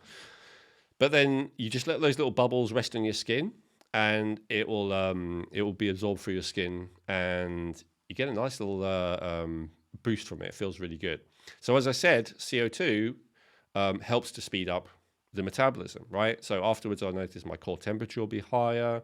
I feel more relaxed. I feel better. CO2 is also the primary vasodilator of the body. So all these people with high blood pressure, there's this huge thing with nitric oxide, right? In the 80s, Viagra was discovered. Nitric oxide is only supposed to be a backup vasodilator to increase blood flow and lower your blood pressure. It's a stress compound. The primary vasodilator that is supposed to keep your arteries and whole cardiovascular system nice and open and not stressed and tensed and high blood pressure is actually carbon dioxide. And so that's, again, why exercise is one of the things that everyone recommends for heart health. But actually, breathing practices where you learn to hold your breath for longer are the same thing. They will also have the same benefit because they will help to dilate and open all the blood flow throughout the body. And of course, blood flow to the body is also important because, again, how is every cell in the body getting that oxygen that it needs to make most of its energy out of, right? It's not just appearing there. It's getting there through the cardiovascular system. So optimizing the cardiovascular system is really important. So that's another massive benefit of CO2 in general and for metabolism. It helps to get that oxygen to the cell in the first place, and then it helps the cell actually take in the oxygen from the red blood cell. So CO2, super, super important. Beautiful. So we've touched on the thyroid. You've touched on CO2 and how important that breath is. So, I mean, I know I've got some work to do there myself. I know what my practice is going to be for the next few weeks. Well, it's one of those things, though. It's really hard to do if your thyroid is low and your stress hormones are high, right? So it's one of those things of... I did Buteyko before I optimized any of those things, and it was the wrong way around. I'm saying in the order you want to do it in. You want to really get the thyroid right first, I would say. But that's my opinion. People do it differently. No, that's really great. Elwin, you did briefly touch on, you just mentioned some nutrients, and I know we really went over the nutrients for the thyroid. Are there any nutrients specifically, you did name a couple for the mitochondria that somebody may want to look at it, take a deeper look at? Yeah, absolutely. I'll get into those. On my list, I think more important than nutrients to take in is the ones to avoid. So I'll just do those quickly first. So first of all, goitrogens. I talked about those already, I think, with thyroids, but this is like soy, especially cruciferous vegetables, have absolutely been shown to slow down the thyroid. So this is generally a compound found in plant chemicals. So you want to avoid goitrogens. I won't go through the whole list. Look it up. What foods are goitrogens? If your metabolism is already slow, they're not helping. Second of all, omega-6s, right? This is something that there was this idea that, why is everyone getting obese, especially in the US, but really throughout most of the Western world? And, this has been blamed on all kinds of things. One of the things that is the biggest thing that is blamed for and people on the cutting edge these days is omega-6s or seed oils, right? And it used to be sugar, right? Everyone said, oh, we're eating too much sugar. But then we looked at it, it's like, 60 years ago, people were eating a lot of sugar and they weren't anywhere near as overweight as they are now. So maybe it's not as simple as that. And omega-6s, around 30, 40 years ago, suddenly everything started to get replaced with omega-6s. Rather than saturated fat, which actually speeds up metabolism, we were given polyunsaturated fat, which slows down metabolism. And again, saturated fats tend to grow more and be more easily available in equatorial climates where there is more calories. Omega-6 fats tend to grow more in colder climates where there is less calories. So do you see, nature gives us what lets us adapt to the climate, right? If that makes sense. And in fact, people on the extreme, end of the climate, people, living in the Arctic, they eat a lot of omega-3s, which will actually slow down your metabolism even more. So basically, omega-6s slow down metabolism. That's one of the worst things about them. There's the whole studies where, they thought coconut oil would help cattle to put on weight because, there was this idea that made you fat. And then they fed it to them, and it's also cheap. And they fed it to them, and then all the cattle became skinny, and they were like, oh, God, don't want that. Then they started to feed them soy oil and corn, or just soy and corn, and they started putting on loads of weight. And so soy and corn both have high levels of omega-6, but soy's got that extra bonus of also being full of goitrogens and thyroid suppressors. So that's why soy is especially effective if you want to slow down your metabolism. So omega-6s, you really want to limit them as much as possible if you want to speed up your metabolism. You're always going to get some. I mean, there's a bit of omega-6 in olive oil. There's a bit of omega-6 in, beef. There's a bit of omega-6 in everything. So no one really has any deficiency in them. Omega-3s are more controversial. People, again, who are pure metabolism will say even they are not good. And, there's a lot of evidence to say that it's good to have a better ratio of omega-3 to omega-6. Whether we actually need either or whether we're better off with just as much saturated fat in relation to both, that's not settled science. And of course, there are genetic factors to that. If we're adapted through many generations to having high levels of one or the other, then that may be better for us simply because we're adapted to it. So, we do genetic insights reports on that as well. What kind of fat is better for you? Again, the pure metabolism types will just say more and more saturated, but some people it doesn't agree with them so much. So we've got to take that on a case-by-case basis. Heavy metals. I said the thing earlier about how it's not necessarily true that reducing calories increases lifespan. Well, I saw there was one study where, yes, when you give mice 30% less calories, then they'll live longer. But there was another study where they gave them the same amount of calories, but just with all heavy metals completely removed, and they lived just as long. So perhaps the issue is not the calories that age you. Perhaps the issue is all the poison that comes with the calories, inevitably. Because there's an allowable level of poisons with everything, right? There's an allowable level of mercury in all your food. There's an allowable level of lead. There's an allowable level of arsenic. There's an allowable level of pesticides. There's an allowable level of rat feces. There's an allowable level of all kinds of stuff in all of our foods. And so, as I say, to me, the science is not settled as to less calories equals greater lifespan, because it could just be less, every calorie comes with a certain amount of poison. And so it's just less poison. It's bigger than that. Increased lifespan. It could be much bigger than that. And I heard a statistic on a podcast I was listening today, and the individual had said that in the U.S. I think it was that each baby that's born is pretty much born with 50 to 70 known dangerous toxins at this level already. So we're already coming into this physical being with, we're already behind the start line quite far with having that load of toxicity. Absolutely. Yeah, that's absolutely right. Mycotoxins is another big one. And so, I'm not mentioning all the toxins. I'm especially mentioning the 4 that I have because they've all been proven to slow down the thyroid and slow down metabolism, right? Mycotoxins basically also slow down mitochondrial energy generation directly, not just by slowing down the thyroid. So mycotoxins, that's mold toxins, really not good. And again, loads of foods, especially the type we eat, are absolutely full of them. So this is something to be aware of. There are whole diets based around this. I think the whole bulletproof diet, that Dave Asprey guy, that was all about reducing the mold and mycotoxins in food. There's some genuine validity to that. There's other diets that are all about removing omega-6s. There's some real validity to that. So, to be aware of that.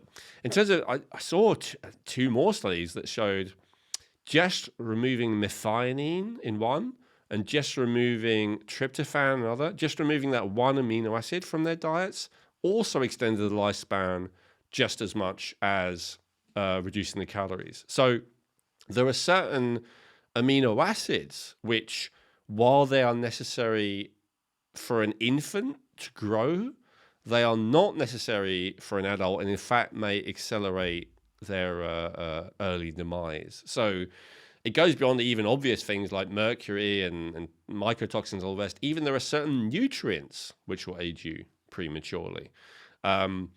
So yeah, that's why seeing all that research has made me no longer believe the idea that lowering calories increases lifespan. Now, I mean, fasting definitely has its place, that can come into it, but it's not. I think what you're definitely opening up my mind to is that there's many other caveats around certain things. We have to take deeper looks and be able to see it from a broader and potentially a further back perspective. And see it from many, many different sides. Absolutely. And take it on a case-by-case basis, right?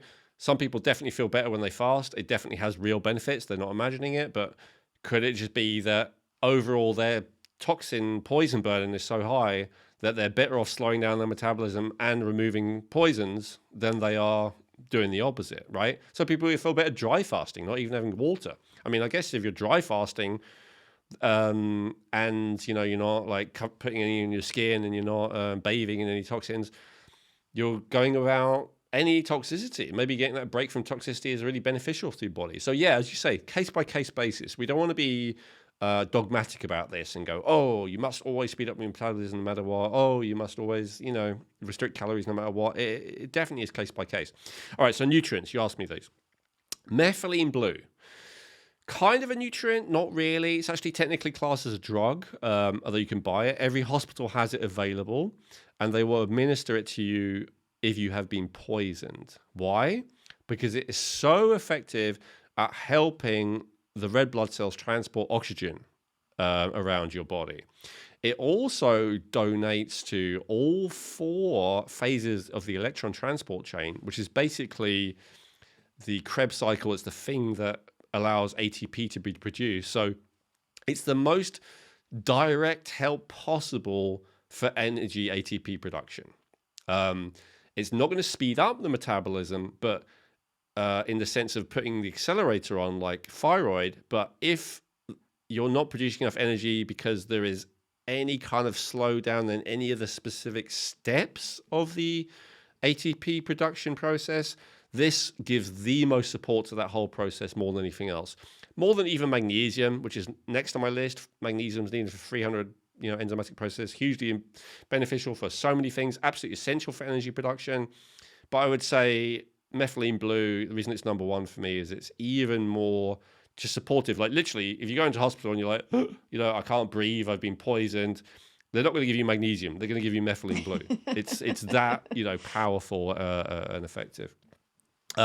Magnesium, as I said, necessary for pretty much every energy process. We talked about magnesium before, I think.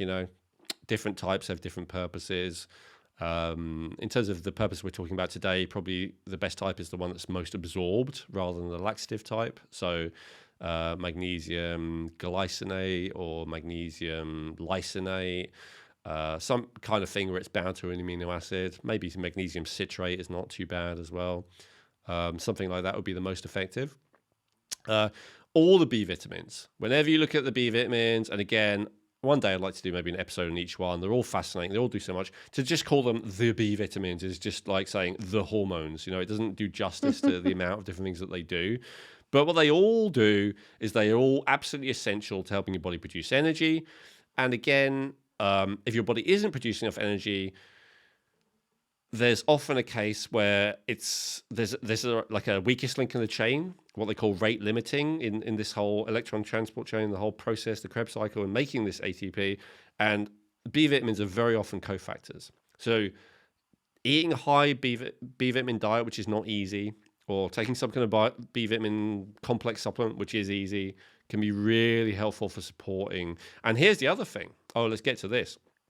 The more you speed up your metabolism, not only do you need more calories, you need all of this stuff. You need more magnesium, you need more B1, you need more B2, you need more B3.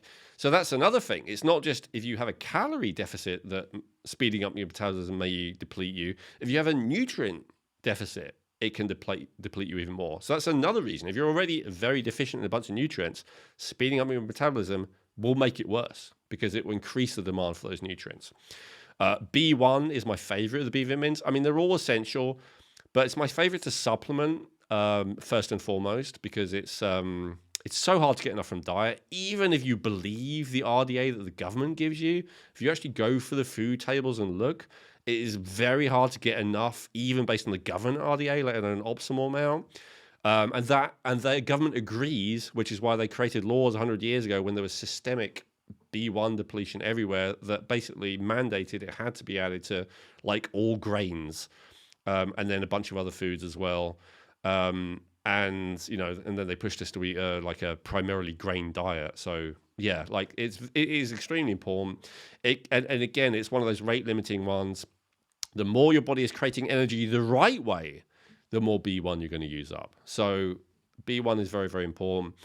CoQ10 and PQQ are often what people think of when they think of increasing mitochondrial energy production. And this is correct. CoQ10 will help to give fuel to speed up the metabolism by the mitochondrial energy production by supporting that Krebs cycle like we talked about. And PQQ will do the same. PQQ has another benefit that it also helps your cells grow more mitochondria. It's one of the few things that will actually do that. So that's a different angle, right? Rather than trying to get more out of the mitochondria you've got, it will actually increase the amount of mitochondria you have, which allows more energy to be created. PQQ is a very interesting nutrient. I can't remember if we've already talked about it before, but it's one of the only nutrients that's been found on space dust. So it comes from outer space, or at least it can survive in outer space. It's not classed as a vitamin, but I think it's more because of when it was discovered. Yeah, technically it's not essential, and so in order to be a vitamin, it would be classed as essential. But I kind of think like these days, there's a couple of vitamins that have been proven to not really be essential. So I don't know. I think it's great. I would class it as like something really beneficial. And again, like with B1, can you get enough from food? Maybe just amount, but you can't really get an optimal amount. So if you're trying to speed up your metabolism and speed up your energy production, PQQ is a great supplement. It's so effective that, again, often they give a warning, like if you start feeling too amped up, then take less. Like take half the dose or take it every other day or something like that. It's really effective, but not like caffeine. Like when I was taking it, it does not, you don't feel it when you take it. Like with caffeine, you feel amped up and then you crash eventually. With PQQ, you don't feel it. And then eventually, if you normally have an afternoon slump and then you don't have it, or you normally feel really tired in the evening and you don't feel tired. It's like, it gives you that keep on going energy. So I'm a big fan of PQQ, and it's often sold with CoQ10. They're a nice little combo together. NMN is all the range these days. That's a form of the niacin molecule. What's it called? Oh, the thing that everyone's injecting. I remember. NAD+. NAD, that's what it is. They have NAD clinics and all the rest of it. So you can inject yourself with NAD. Is that a good idea? I feel like the jury's still out on that. It may just be... It does speed up my metabolism because niacin is a very important part of the mitochondrial ATP production. But I wonder if some of the effects that people are getting from those NAD transfusions are actually, again, because they're being poisoned, and that's what's speeding up their metabolism. A lot of people say they feel like they're being poisoned during it, which is a bit of a red flag. So I'm not 100% sure on that one. Again, I'm not telling you it's bad. I'm saying, I don't know, be a bit careful. But the NMN, just taken orally or, sublingually, is definitely a much safer way of boosting that NAD without potentially overdoing it. And there's a lot of good research in that. A lot of anti-aging people are a big fan of that. So yeah, but it's basically a form of niacin, which is vitamin B3. And some people say it's just a very expensive form of niacin that your body makes itself out of niacin. So there's definitely skeptics to it. But again, it gives you a little bit of a boost, right? Like PQQ, like B1 can do, like methylene blue certainly can do. It's one of those things you can actually feel it. There's no evidence that it's actually poisoning you that I have seen, so I'm a fan enough to recommend it. There's something else I come across very recently, which is pyruvate. So pyruvate is just a part of that, again, Krebs cycle, which is one of the reasons I feel good about recommending it. It's not, something that's dodgy anyway. It's something your body produces itself. But again, your body may not produce enough itself. And so I bought it in the form of calcium pyruvate. It's sold again to speed up metabolism and for people who want to lose weight. That's, often. But again, unlike a lot of these weight loss metabolism boosters that you see, I do not see it works by poisoning you. It's simply giving your body a building block that it may not be making enough of itself.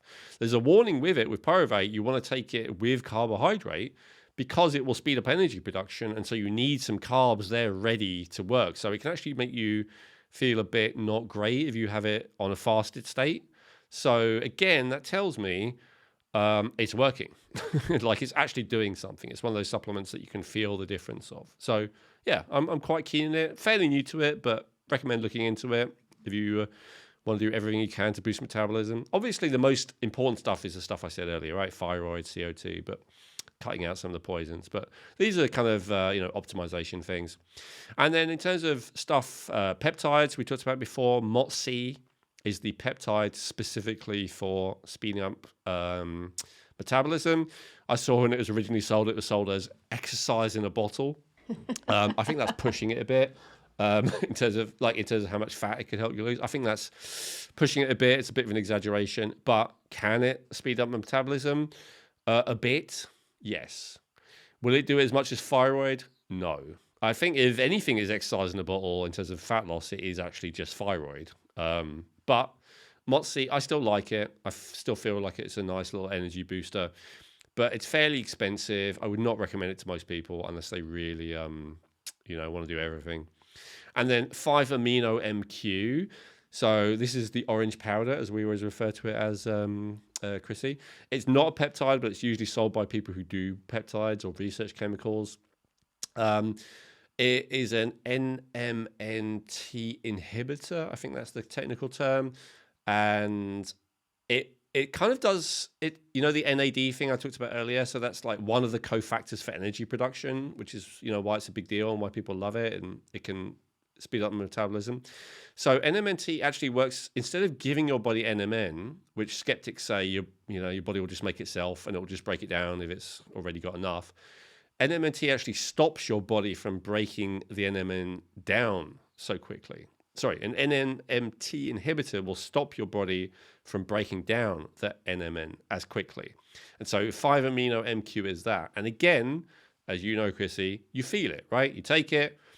The dosage I've seen recommended is like 3 times 50 milligrams a day. I normally have 10 or 20 milligrams a day. That's enough for me. It gives me a nice, decent boost of energy that I take, very early in the morning, first thing when I wake up, basically. So it's not super cheap to buy, I think, but in terms of if you kind of use the amount of dose that I'm using, it's actually pretty cheap. Like one bottle, even though it's an expensive bottle, it might last you a year or more, so it's actually not too bad overall in terms of price. And in terms of effectiveness, again, look, none of these things are coffee level of energy or amphetamine level of energy, but for people who are not, on that kind of train of trying to boost their energy artificially, it's all, I would say these are all noticeable. These are all pretty decent, or most of them anyway. All the ones I said are noticeable. And then, what else boosts metabolism? Food, right? We talked about this already, but I'll just say it again.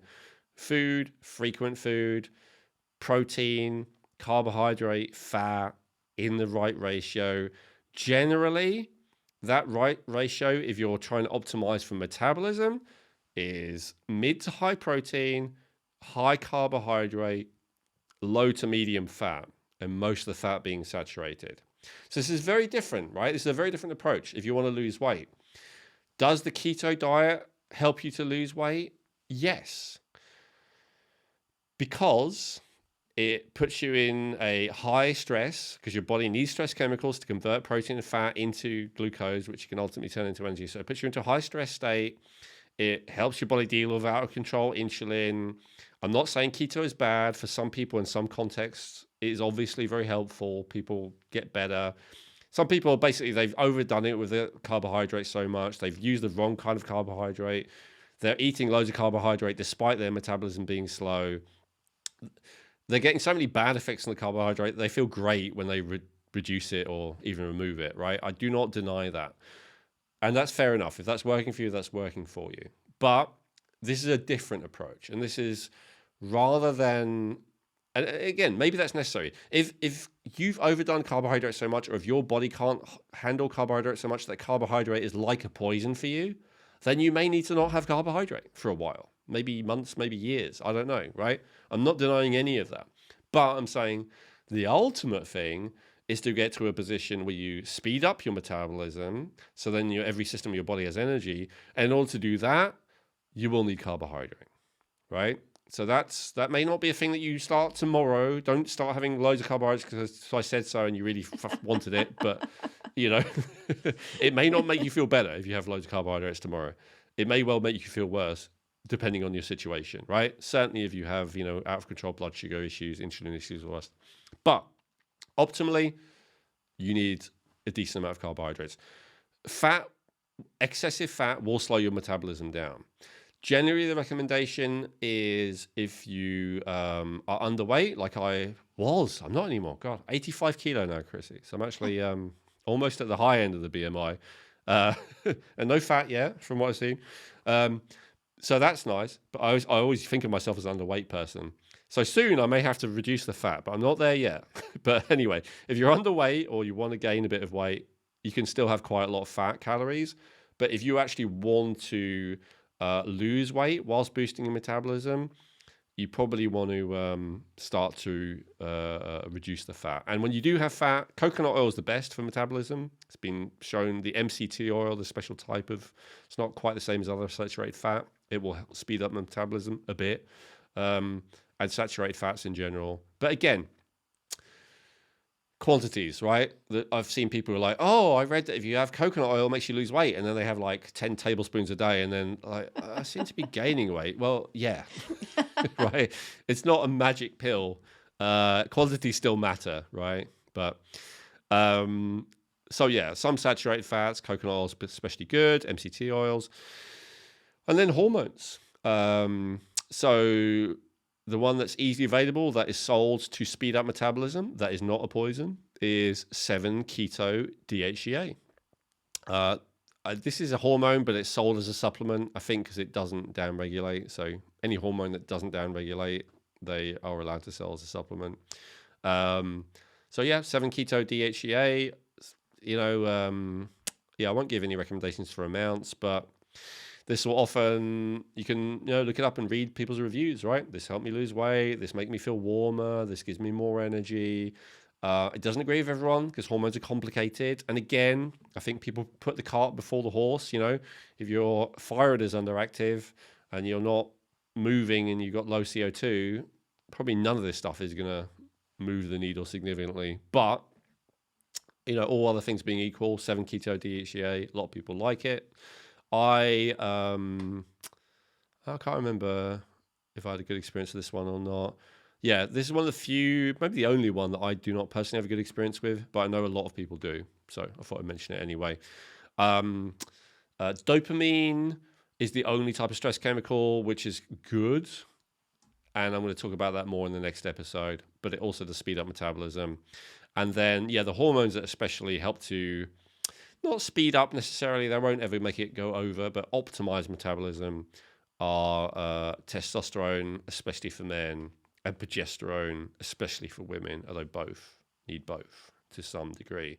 So I say that to say, look, if you know your testosterone's low, if you're a man, or if you know your progesterone's low as a woman, that is going to get in the way of you having fast metabolism and a good level of energy production. Owen, is there any way that somebody could get a lab test to test for their metabolism? Yeah, it's a good question. You asked me this because we paused, Krissy, and actually, my understanding was no, but I looked it up to be sure.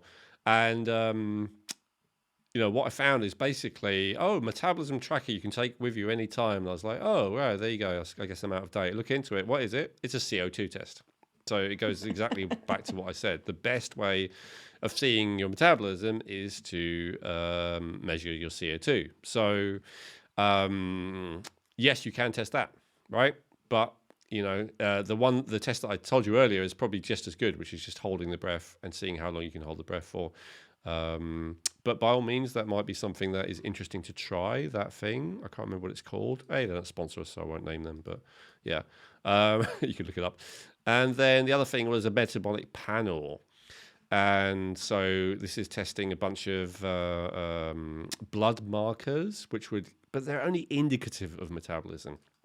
I don't believe that any of them would be superior to what I said, which is the temperature, especially first thing in the morning when you first wake up, before you get up, before you go to the toilet, before anything, because the amount you've moved and stuff and all the rest can influence things a little bit. But when you first wake up, is it 36.6? I think that's like 97.5 Fahrenheit, something around that. So is it 36.6? If it is lower than that, that is a sign that your metabolism is low. And experientially, feeling cold, especially cold hands and feet, that's not nothing, right? And heart rate, especially after a meal, and temperature, especially after lunch. That would be the best possible measurements, I think. By all means, try the CO2 thing, because as I said, CO2 is crucial for metabolism. I'm sure it is a good indicator, but I still don't think it's necessarily better than just temperature and heart rate. Yeah, and then obviously, as we discussed, the thyroid and mitochondrial function are extremely tied into it too. So those can also be potential markers as well, correct? Oh, yeah, of course. Sorry, I didn't say that because we did it in the other episode. But yeah, that would be the number one blood test that I would test. That is actually accurate. But again, it's not guaranteed, as I talked about in detail in the episode, right? You can have high levels of T3 and T4 in your blood. That still doesn't mean that your metabolism is actually high, because it may be struggling to get from the blood into the cell. So that's why the gold standard, as much as it's unreliable, it has all these caveats, and so it's still not ideal, is the temperature. I noticed in the thyroid episode, I didn't like the temperature to measure thyroid, and I stand by that. I prefer lab tests to measure thyroid.